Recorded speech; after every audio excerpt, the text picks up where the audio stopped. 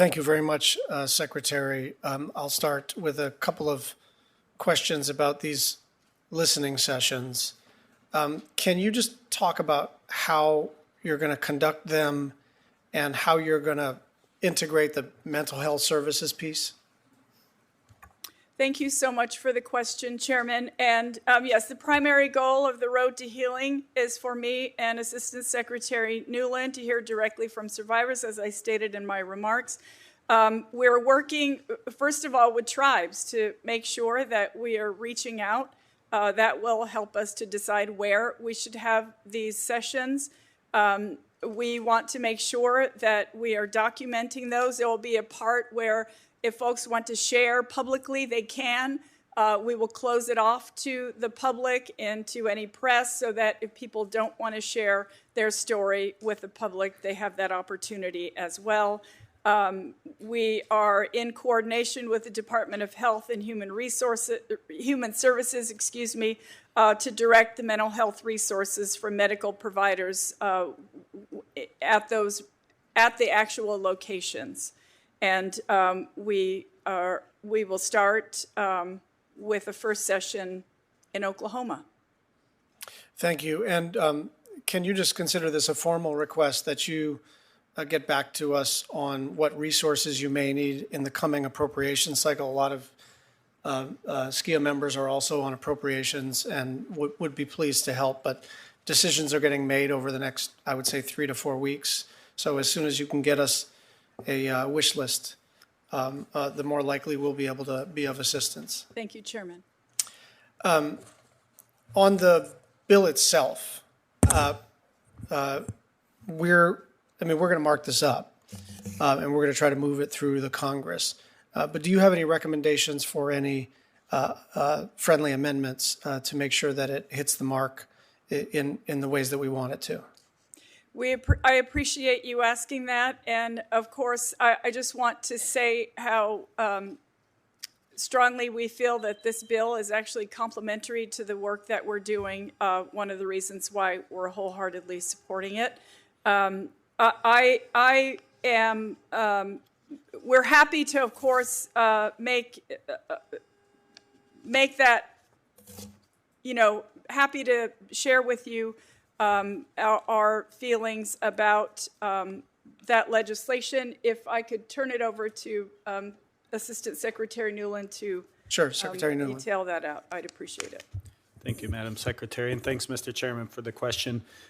Just some of the changes, or to the extent that the committee and Congress are considering any, would relate to the composition of the advisory committee. For example, the legislation points to the Bureau of Indian Education. The Bureau of Trust Funds Administration has been central to putting together the report that we published earlier this year because of their record-keeping function. And so we would want to make sure that the Bureau of Trust Funds Administration is included in the commission and the advisory committee structure, as well as the National Archives, which we've partnered with for getting information.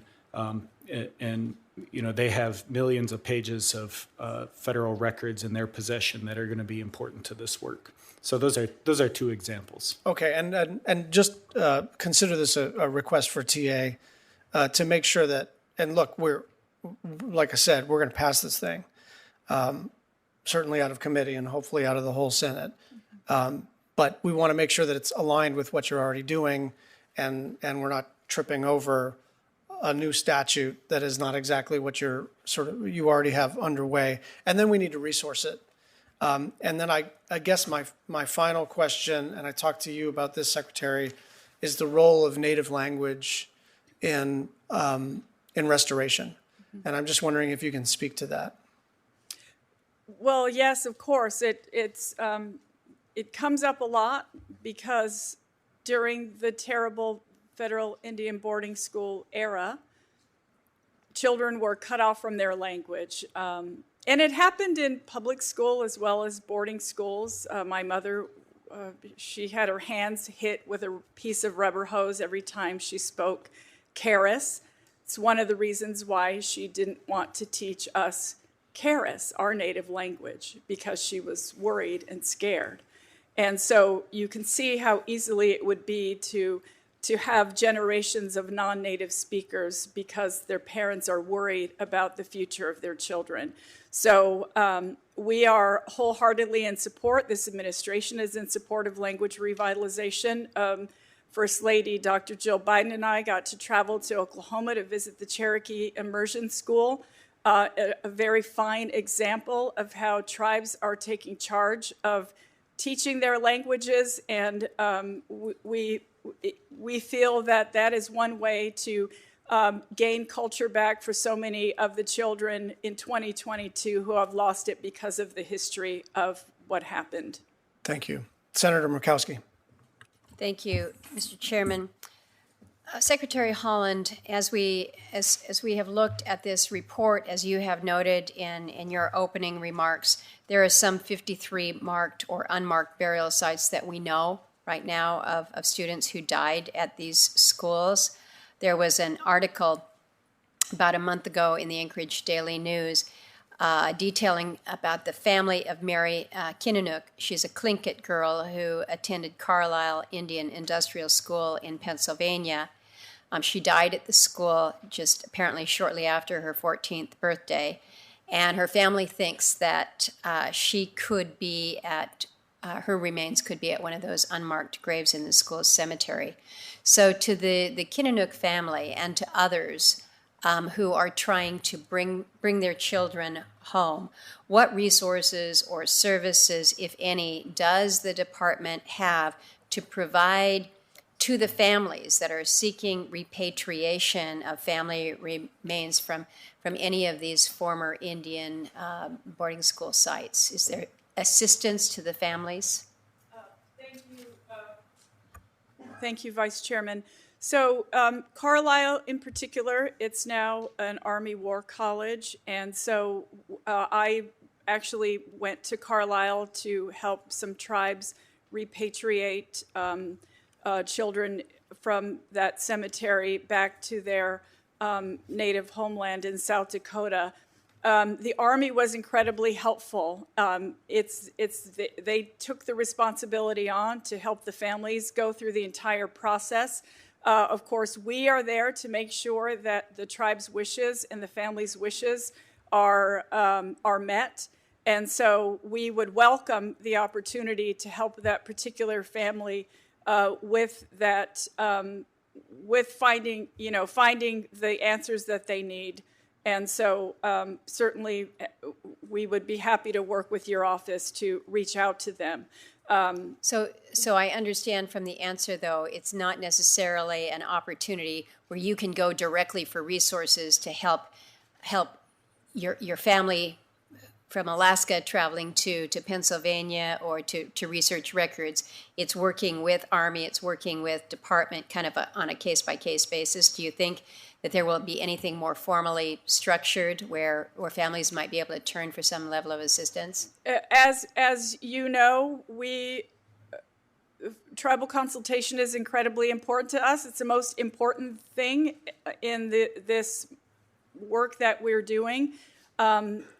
When we consult with tribes, if that's an issue they would like for us to move forward, we absolutely will move it forward. Of course, it's hard to know a budget for something like that, but certainly those are things that we need to consider everything, and we need to consider every tool in the toolbox when we're working with people. The point is that we want to make this a healing process, and if that is what the tribes and the families want, we will find a way to do what we can. And I will just add to that. We had a hearing earlier this year in this committee to discuss again the NAGPRA Act and how it's applied to protect tribal funerary objects, patrimony, and remains. At that hearing, we had another Alaskan testify, Dr. Rosita Worrell, who shared the unique institutional arrangements that govern the administration of services and certain federal laws that impact Alaska Native communities. And as we are moving forward, and you in the department are identifying additional burial sites as the investigation continues, I would ask that you take into consideration the unique tribal government structures that we have in Alaska, invite the relevant tribes, the Alaska Native corporations, to do exactly what you're talking about, which is the consult, and to be able to provide input to the department regarding NAGPRA and other the relevant federal laws that are out there as we're working through this boarding school initiative. Absolutely. Good.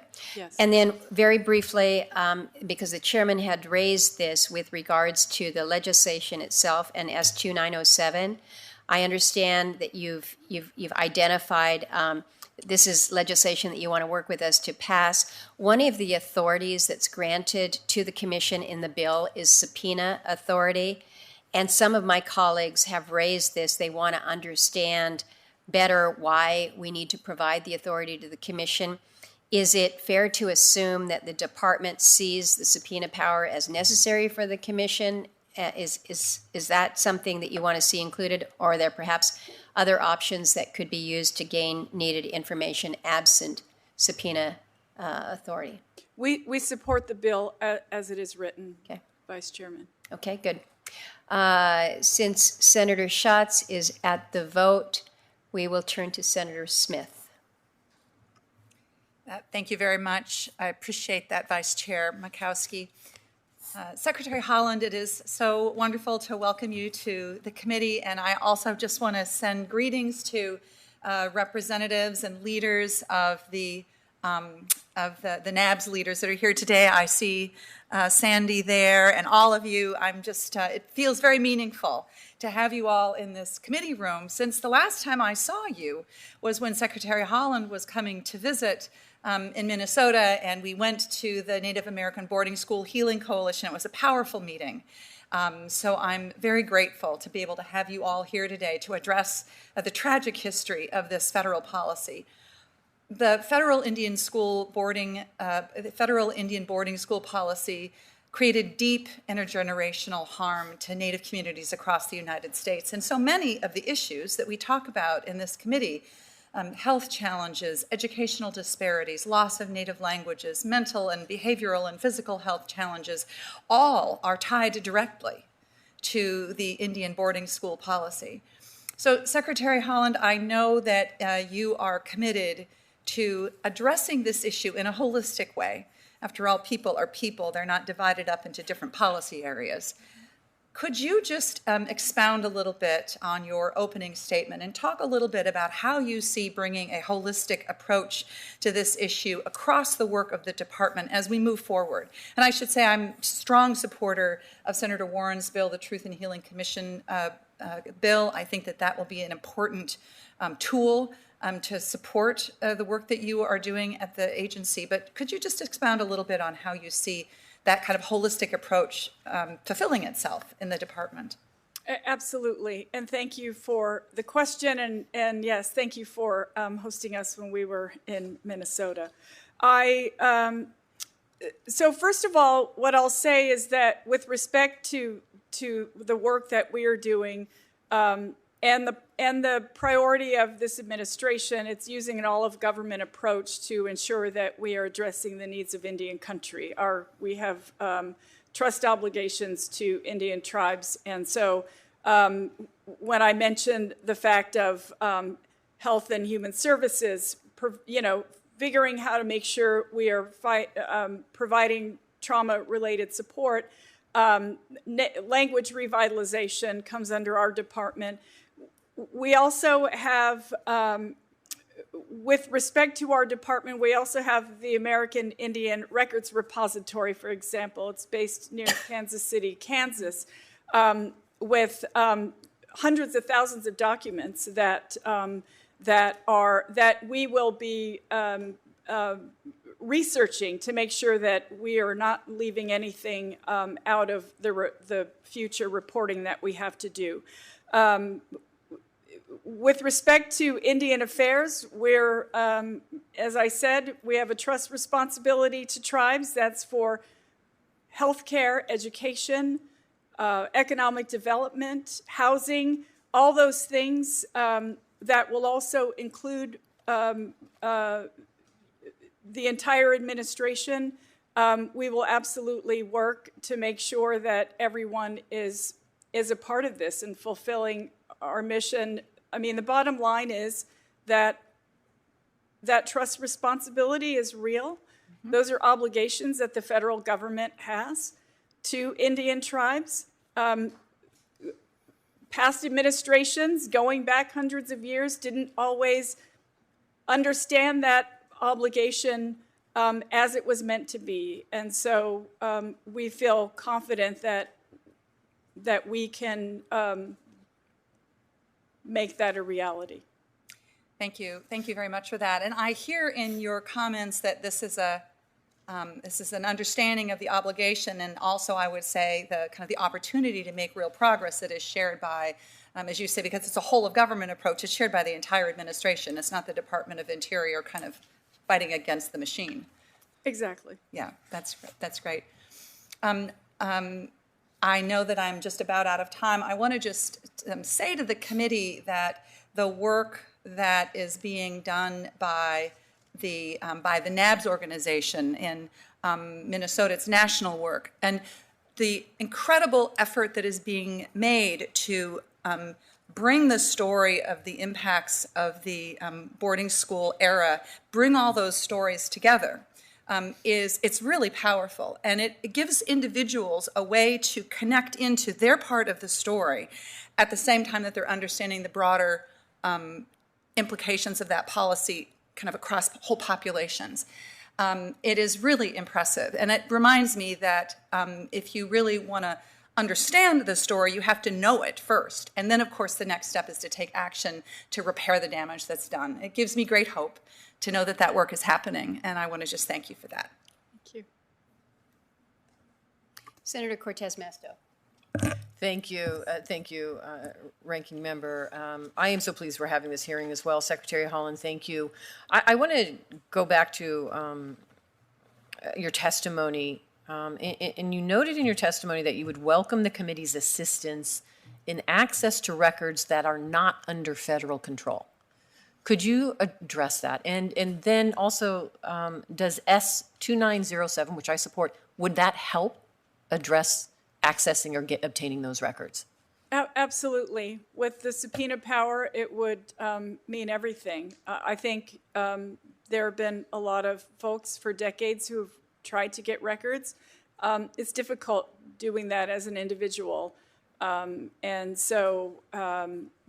And I also understand that some entities may need a subpoena before they're allowed to release certain records. So I think that portion of the law or the bill is incredibly important.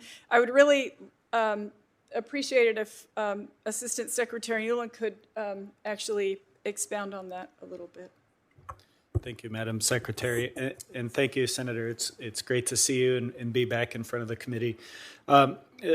Secretary Haaland said that the bill is broader in scope than our work has been to date, and would in establishing the commission and providing the mission and objectives for the commission, along with the subpoena authority, would give the commission the ability to seek out that information from non-federal entities and to do a deeper dive over a longer period of time with the five.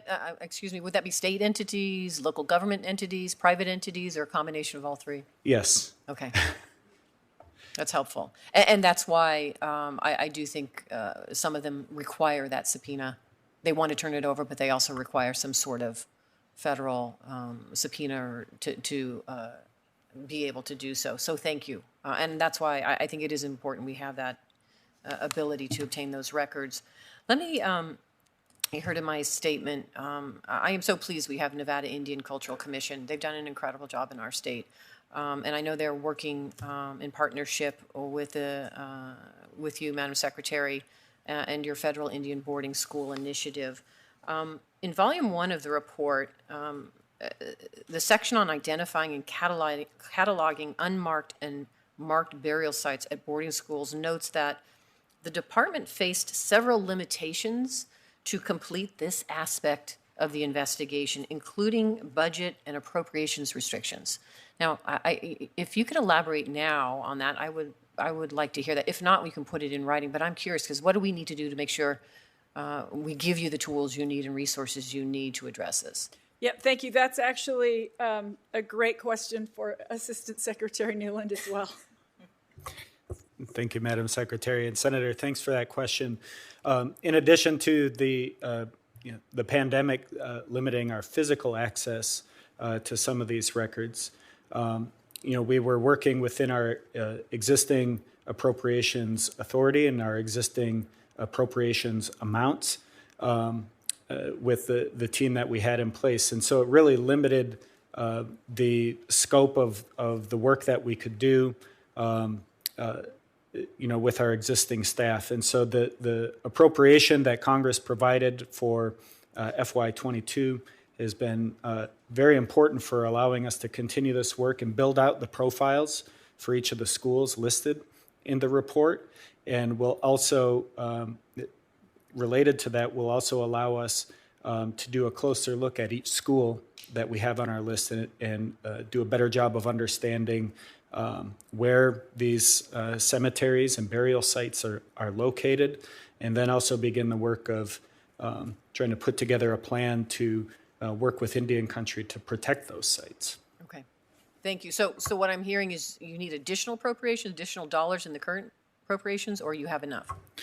The President has requested an additional $7 million in the FY23 budget. And that's what you're referring to? That would help you further with your investigation? Yes. Okay. Thank you. Thank you, Madam Secretary. Mr. Secretary, thank you. Senator Tester. Thank you, Mr. Chairman, the ranking member, for holding this hearing. And it's great to have Secretary Haaland here today, and her left-hand man, only because he's sitting to your left, Secretary Haaland, Bryan Newland. It's always good to have you in the committee too, Bryan.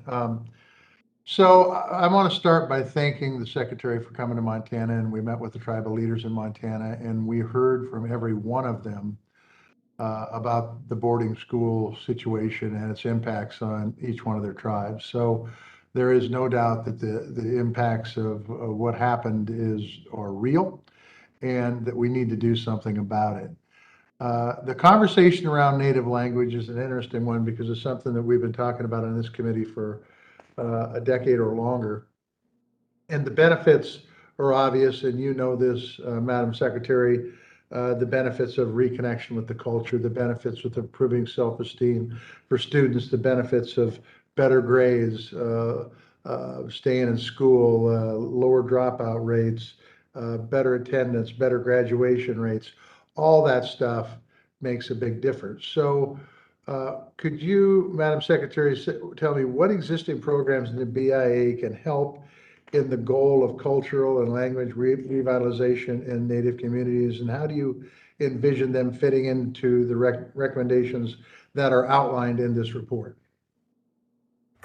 Thank you, Senator, for that important question. And I mean, I'll just say right off the bat that depends on what the tribes want for their communities. I mentioned earlier that the Cherokee Nation started an immersion school, a Cherokee immersion school for their students, starting from elementary school up to high school. That is ideal for them. That is the reason that we are doing tribal consultation on these issues. We want to make sure that whatever we are doing is supporting what the tribe wants for their own communities. And of course, we have the tremendous support of President Biden in this effort, and we look forward to moving it forward. Okay, it's been very good. So how is the Department of Interior working with tribes and organizations that have already begun some aspects of the work, such as the State of Maine's Truth and Reconciliation Commission?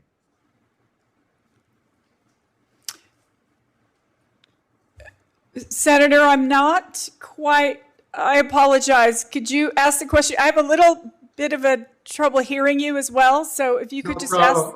I'll try to talk louder. How is the Department of Interior working with tribes and organizations that have already begun some of the aspects of this work, such as the State of Maine's Truth and Reconciliation Commission? Well, I think it's really our job to make sure that we are supporting tribes in whatever way is the best way possible for them. Of course, that's always helped by a budget that is kind and supportive of those efforts that tribes want to make. But we are working with tribes every single day. As you know, they're all different. They see truth, they see healing, they see justice in different ways. And so it's up to us to make sure that we're consulting and supporting, and whether it's technical support or monetary support, programmatic support, however we can do that, that's what we will do. Thank you. In the minute I have left, I want to move away from the Federal Indian Boarding School Initiative and talk a little bit about consultation.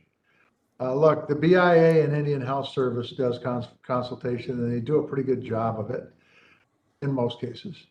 Other departments, other agencies either aren't aware of the necessity for consultation or just don't think they have the time to do it. Since you're a Native American Secretary of the Department of Interior, you have a unique insight into the value of consultation. Have you been able to do anything within the administration to educate other agencies, other cabinet level officials about the importance of consultation? And if you have, has it shown any results that are positive? Oh, absolutely. Thank you, Senator. As you know, we reconvened, President Biden reconvened our White House Council on Native American Affairs. That's been incredibly important. All the cabinets, all my colleagues, we meet regularly to make sure that we're moving the issues for Indian country forward. And I think that not only has this new era of Indian country yielded tribal consultations that are incredibly meaningful, but it has also translated into the various departments hiring Native people at high levels, advisors and senior level department employees that can help move their departments forward in the ways that they that are best suited to move that tribal trust obligations forward. So I think I think everyone, all of my colleagues, have been extremely optimistic and amenable to moving all of these issues forward. Well, thank you, Madam Secretary, and thank you, Bryan Newland, for being in front of the committee. Thank you, Chairman. Thank you, Senator Tester. I have a quick couple of questions for the Secretary. This work is necessarily going to involve more departments, a fair amount of interdepartmental cooperation. And I guess my first question is, have you run into any bureaucratic, administrative roadblocks? And the second question is, can I have your assurance that if you do, you will come right to us? I mean, you can go right to the White House. I know you have that option as well, but we're pleased to be of assistance here. And I want to make sure that, the Department of Defense had a role here, the Department of War, and they are capable of being pretty slow in responding to something that they don't consider to be core to their mission. And I want to make sure that we're sort of on top of all the other agencies. I have no doubt you'll move with great alacrity, but I want to make sure that we have the interdepartmental cooperation that we need. Thank you, Chairman. I'll give Assistant Secretary Newland an opportunity to address this also, but from the time I wrote my op-ed about this issue, which was over a year ago, we have had really incredible support from my colleagues across the administration. And I think that everyone sees this as part of America's story. It's not just Indian history, it's American history. And it affects all of us in the way that we go about our lives. And so I feel confident that we'll be able to find the support across the departments that we need. And certainly we would absolutely come to you if we had some issues you could help us with. But I would love to give... Well, let me try to get one more question in before I move on to Senator Daines. How do you see the department working with the agents, with your counterparts in Canada? Because I think they're, at least chronologically, a little bit ahead. And I'm just wondering what there is to learn there and maybe what differentiates us from our friends. I mean, I call them our friends to the north. Lisa called them our friends to the east. I had to sort of do the...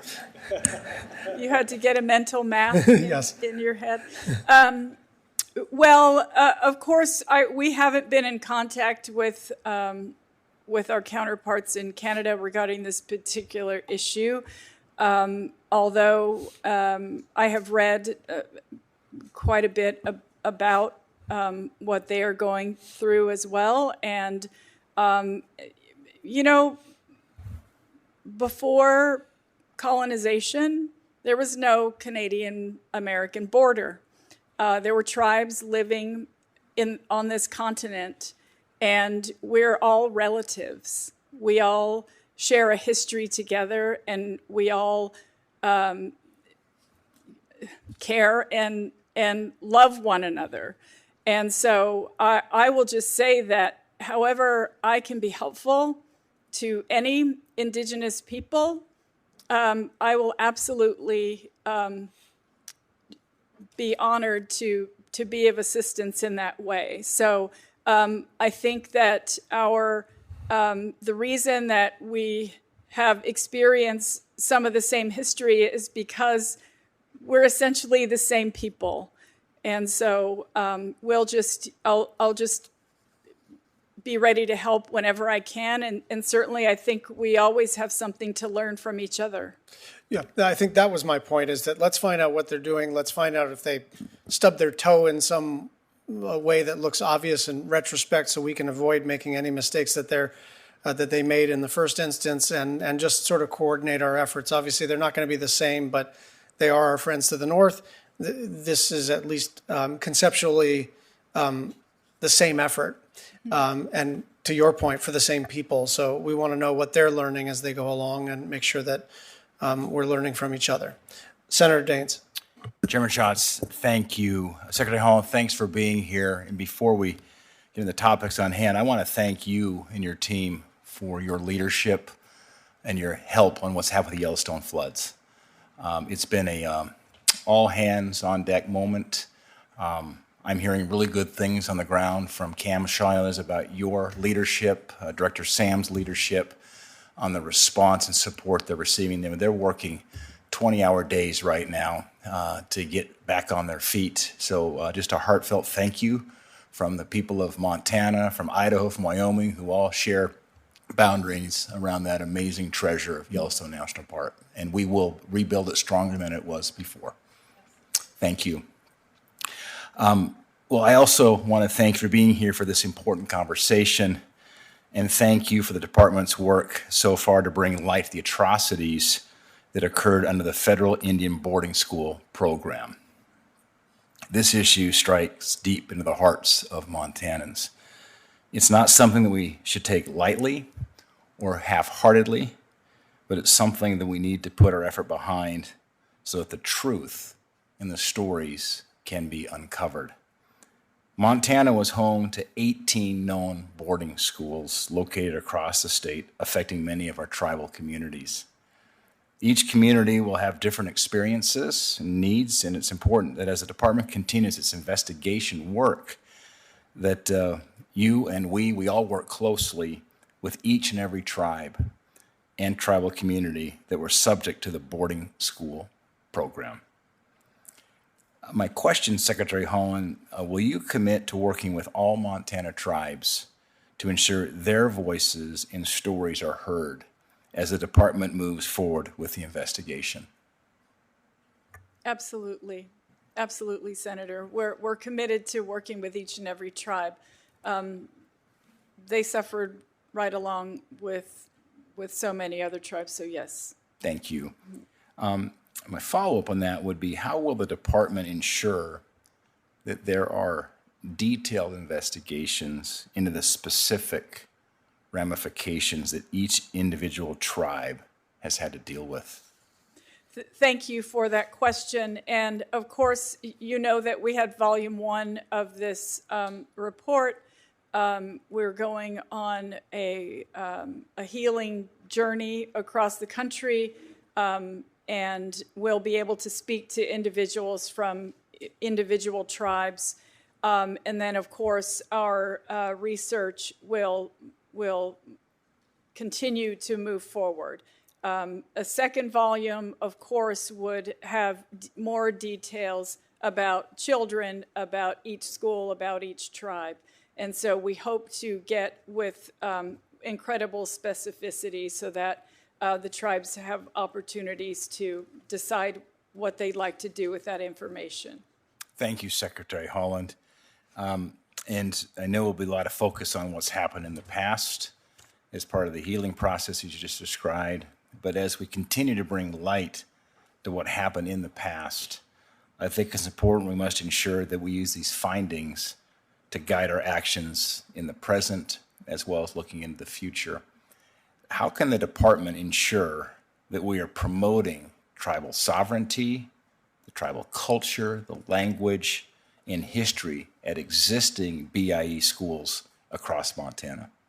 Well, thankfully, that is happening now. We are, every BIA school that we operate, and Secretary Newland can speak to this in more specificity, but we are, a lot of those schools, they have Native teachers, Native principals, Native superintendents. There is a culturally relevant education for every Native student at every single one of those schools, and that will absolutely continue. Secretary Haaland, thank you. Thanks for being here. And again, thanks for your great support on this issue as well as helping us out west in Yellowstone. And Senator, if I could just say thank you for the Yellowstone comments.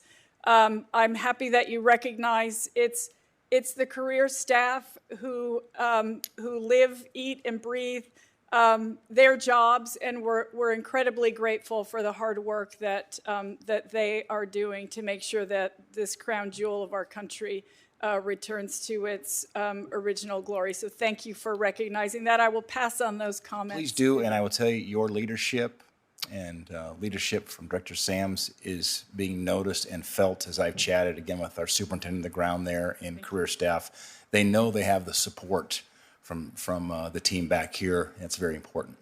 Thank you. Thank you, Senator. Thank you very much, Senator Daines. Secretary Haaland, Assistant Secretary Newland. We'll now move on to our second panel. We thank you. You are excused. As you are moving out, in the interest of time, I will begin to introduce our second panelists who can take their seats as they are able. The first is the Honorable Kirk Francis, the Chief of the Penobscot Indian Nation in Indian Island, Maine. Next, Sandra Whitehawk, President of the National Native American Boarding School Healing Coalition in Minneapolis, Minnesota. And my friend, Norma Wong, Native Hawaiian Policy Lead, Office of the former Hawaii Governor John Waihe'e in Honolulu, Hawaii. And to Senator Murkowski to introduce her witness. Thank you. Thank you, Mr. Chairman. I mentioned Liz before, but I would like to officially welcome Liz Laquene Medicine Crow. She is the president and CEO of First Alaskans Institute. I know she traveled from Anchorage to be here, so thank you, Liz, for that. Ms. Medicine Crow, she is Haida and Tlingit from Cake in southeastern Alaska. She is an enrolled tribal citizen of the organized village of Cake. She's got a strong background with a Juris Doctorate, a JD from Arizona State, and a certificate in Indian law. But she not only has extensive knowledge and experience in federal Indian policy, but also with reconciling trauma, including the trauma associated with boarding and residential schools. And so, Liz, just thank you for not only your advocacy on behalf of so many, but in assisting us with the discussion and the consideration of the legislation. I think this is perhaps the first time you've testified before the committee, so we're delighted to have you back here, and thank you for making the journey. Your full written testimony will be made part of the official hearing record, so we'd appreciate it if you confine your remarks to 5 minutes. Mr. Francis, please proceed.